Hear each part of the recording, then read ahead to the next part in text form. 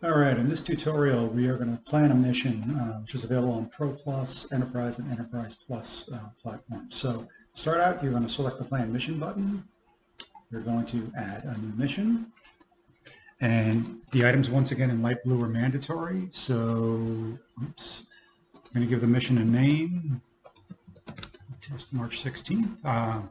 You can add a customer project. You will need a location if you want to do an airspace check. So select. You see, it says you need to set a date and location to get weather conditions. I'm going to give it a date into the future here.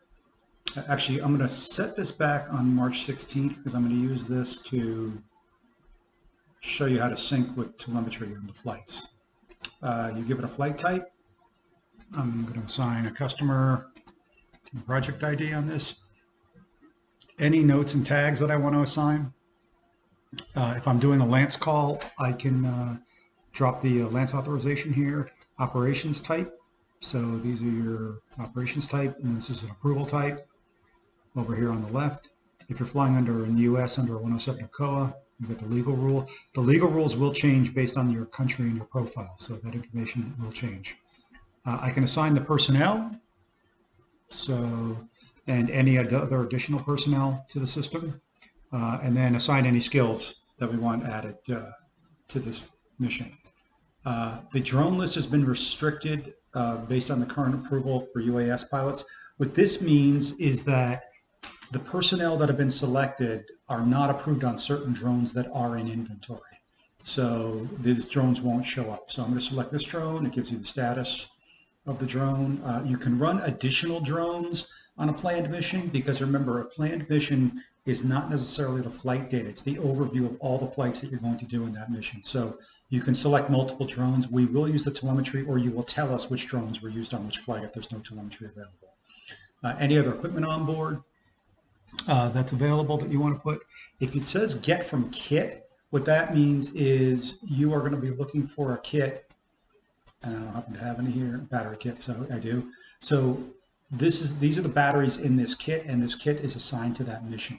So when we bring in the telemetry, if we can read the batteries off the telemetry, we know that these batteries are all together on that flight, even if you can only read one from the telemetry, because on DJI it only reads the first slot.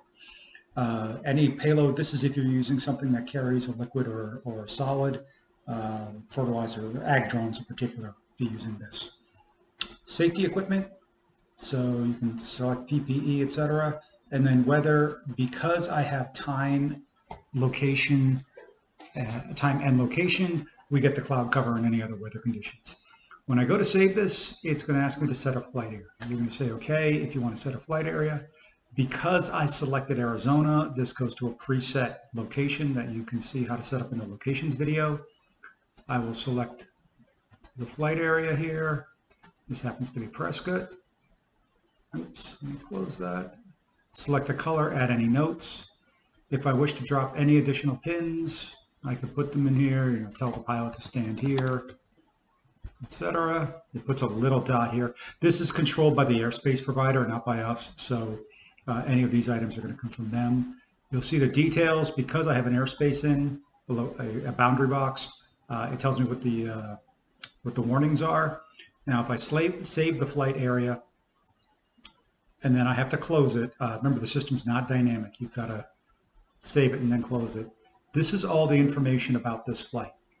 What I can then do is I can append documentation. So if I want to upload a document, what this does is it will upload an attachment like it's an email attachment. So this might be a PDF or a Word document you've got set somewhere. Add flight document, and I'll just use a checklist in this case, uses something from our digital library. So depending on what level plan you're on, you'll have access to different levels of documentation. And I can save this and save it. This will take a second because of my local internet speed. But what's going to happen now is it'll save this particular checklist against this flight. You'll see a flag here because when you went to build this checklist, you had a rule set that you initiated. And what it does is it flags it and tells you that, hey, this is only partially filled out. It isn't completely filled out because you can have rule sets for checklists in the system. The other thing I can do at this point is append documentation. And what this allows you to do is if you have a document that's been created earlier and you now want to use it, I can append it and then close this, and it will attach that document down to this side below. So other thing that you can do from here, you can access visual forecasts. So this is IBM Windy TV. If I zoom in, it'll bring me down to Prescott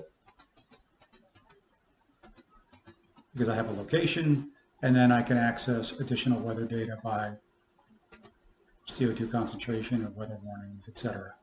From this. There's a mission approval request. So if you select this, it'll go to the administrator, the organizational administrator, for approval, and then they can sign off it and come send it back to you. If you do that, you'll see a nice big signature box here when it comes back. That'll be filled out. I can create this as a report. If I select this, it will take all this information and create a PDF for it, or I can share it. If you want to put a PIN code in, you can send the other person the PIN code so they can retrieve it. Here's the link. I put the email that I want to send it to, or emails, plural, and then they'll be able to read this and access it. They won't be able to touch any of the items across the top, any of the navigation items, but they'll get the information about this mission sent to them as a link that they can then open up and access. So this is a planned mission. It's set and ready to get done. For the next video, we'll follow up on creating templates as well as how to sync missions.